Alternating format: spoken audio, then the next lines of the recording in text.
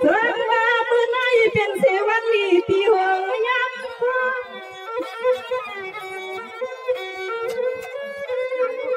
ซื้อเตือนพาเข้ามาทุกงาบิวน้องในวันในส่วนเลย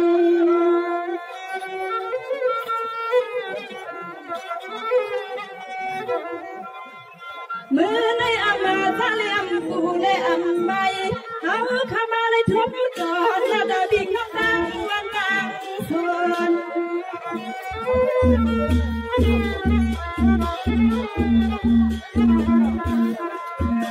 เป็นอะไรลีลงก้มเป็นลมขนังวันนี้น้องเพียวมาเขาเพียวมา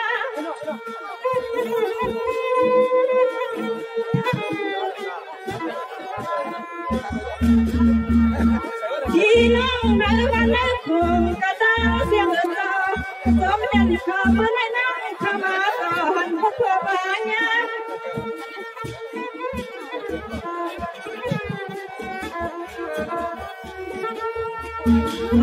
นี่ฮว่าข้าขัดสั่งเสียงแห่นาผู้เดินกระด้างเสียงกลาง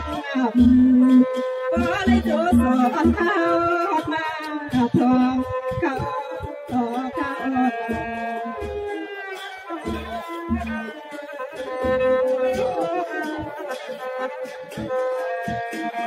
จงแล้วเมื่อในเป็นอันจ้าเนียนดักอันก็อันไม่ดูอันก็อันขึ้นอันไทยข้าอยากน้อยเพราะเลยเขามันห่างสั่นต่อมาเป็นไฟ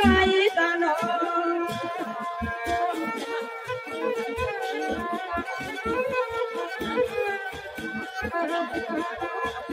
อันนั้นก็เห็นสั่งสีห่างมาเห็นผู้เดินก็ดังเสียงดังผู้ในก็ยินลาตัว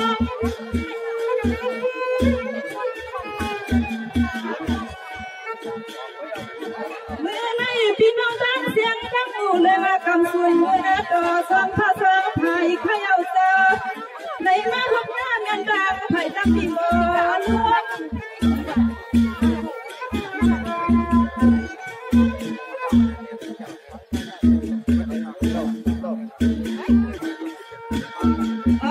ก็เป็นเบียร์ว่าขาดังเสียงอันก็เป็นปีเป็นปลาเป็นหน้าปลาในน้องยิ่งน้องใจเลยมาดกกวางเนื้อดิสุตจมล้วนจมเดือคนก็เลยกันเจ้าเข้ามาเกี่ยนจมยุ่งจมคู่ข้าวเจ้า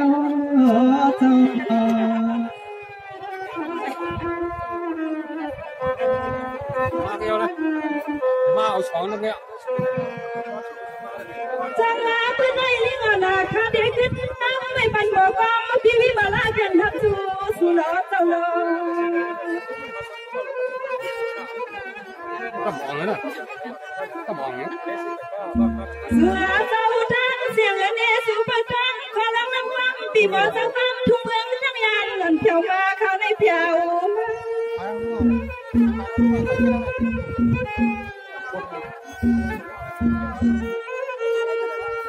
กำในคาเฟ่จุดยันเสียงอ่อนเขาไว้ที่ในก่อนกา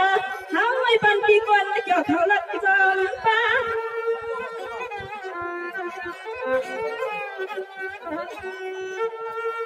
นางอาลิดำน้ำกำขดันคอยที่ปล่อยปันนิรันดร์ให้ขึ้นบอกเนปีเนน้องดังเสียงดังนางคานาปีนาปีเจ้าบ่าวมันยิงได้อยู่ในดอกหลง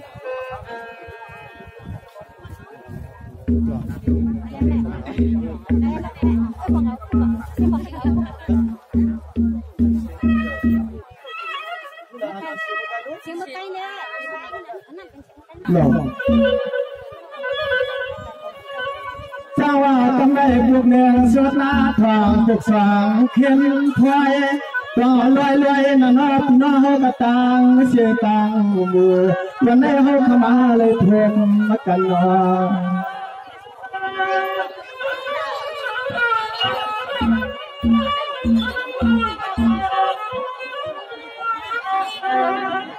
ว่าเมื่อเขาเข้ามาห่ม หันเมียนกันและแคบยำเมื่อดำไปเสียเอากำในใจข้ามีข้อความกวนเข่งพี่น้องเฮากูตังข้าลุงข้าหลังความและกวนเข่งจื้อ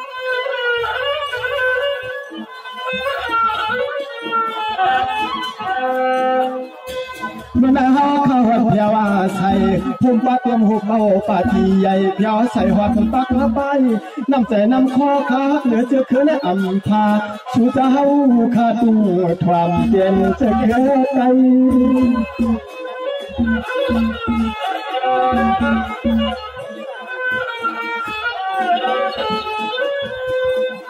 วายาเมื่อฮาวาขามาหุบกันเฮประเด็นที่มาที่จองที่มุงที่มองที่นาสายาตายเย็นบุเตลอมตายเย็นบุเตลอมเล่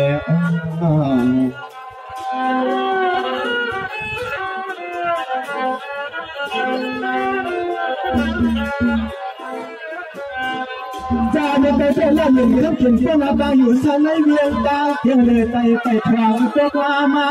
แล้วกันกำถวยนะทำไมพี่น้องของเขาวันป่างถั่วดินเจ้าหน้าตองเอาลอยหน่อสบายใจวันไกวก็วันในวันไม่จึงความมังกลาวันตาสู่เจ้าข้าเป็นที่ตวงใหม่วันตาสู่เจ้าข้าเป็นที่ตวงใหม่หนอ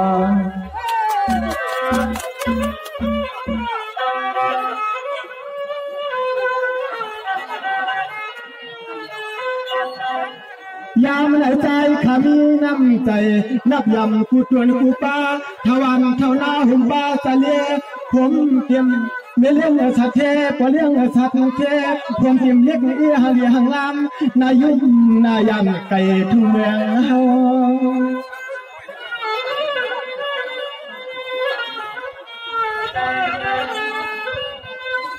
เมื่อนาเฮาขับพี่น้องเลยว่าห้องถึงเทือกเยาปราชนาตั้งเก็บตั้งสร้างต่อยีเพื่อสยาเดียงกาย้อนทุ่มอุดมาลัดให้ไหลเปลี่ยนปีมาตวงทวงซื้อเจ้าตาเฮา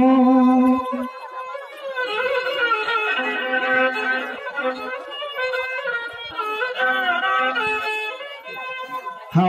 ขามาหัวมาหมุนหัวมาเงาตวนหูเป่าเข่าเจ้าวันตวนเฮาขาปากาพยานีสินตาให้ผู้ใดเป็นอาลังลุกใจให้ผู้ใดหันการไทยยกเบิงทวงการวันเมืองให้เจ้าว่าอ่วงเพียงกะเฮียงใจมันอ่อนมันอ่อน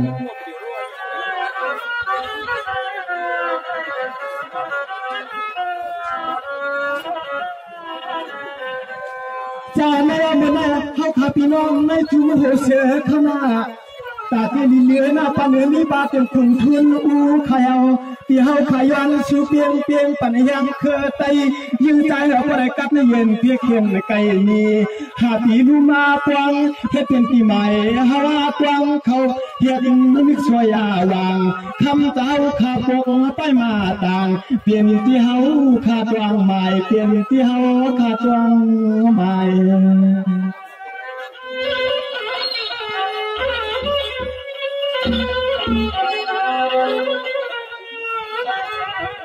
ฮาว่าข้าเปลี่ยนยุคแต่ให้มีน้ำใจหักเหนือเจือเครือบ้านเมืองกูตีกูเดินข้านอนอเฮาอย่าเปลี่ยนมุ่งตั้งเรื่อง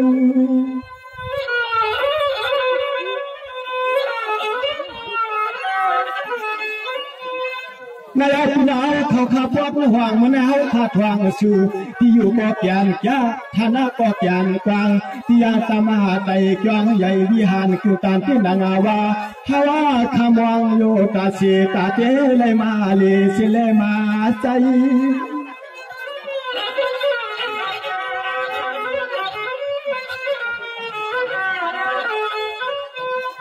วายาตันฮาวาขามาเลยปักมาไปเสียเลือหน้าหนามาสั่งขึ้นจอยลงยุคหน้าตามมูหันให้พวกหูกันกูตาขาลุกขาล่างไหลมีข้อความตัวย้อนผักย้อนหมักสู่เจ้าจอมจอยเทียมปักมาไปตะเลียบเฮียนให้เอ็นดาไตหัวหลักเหลี่ยมใน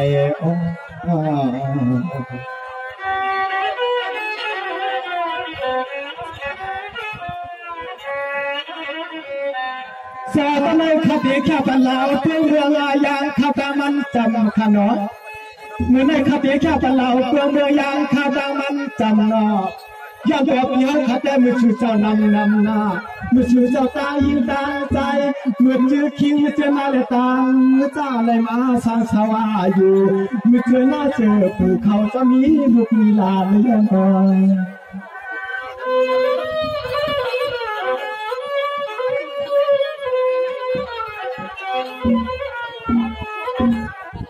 เจ้าอาทุกวันก่อนว่าได้ข้าก็เตะกิเตะเลี้ยงในขึ้นอย่างปีฮาวาข้าพอยหวังป้าหุ่นเจ้ามีห้างมีเหือนงานคือผมป้าไม่คำวันผู้ยานอคือผมป้าหางเป็นเลื่อนไปขึ้นทักเกลือเอกสาวเราให้สาวแล้ว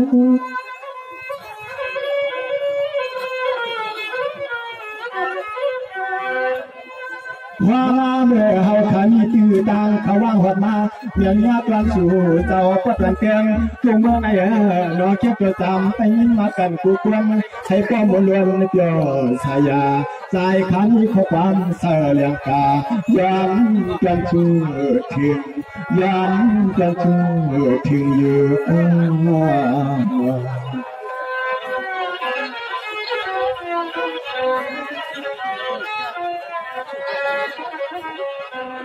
เอาขาเนาะก็จะยินเสียงเพลงพี่น้องวันฝั่งถุยน้ำเขากูก็กูควรขนาดเฮาคาไรมาปักไฟนี่แหละอะไรเปรียบที่มันตีกล้องกับปนาคายาวนั่นเช่นดอกเพื่อไปปัญหาที่จะลาเวกำขาไม่สินค้าไม่สินค้า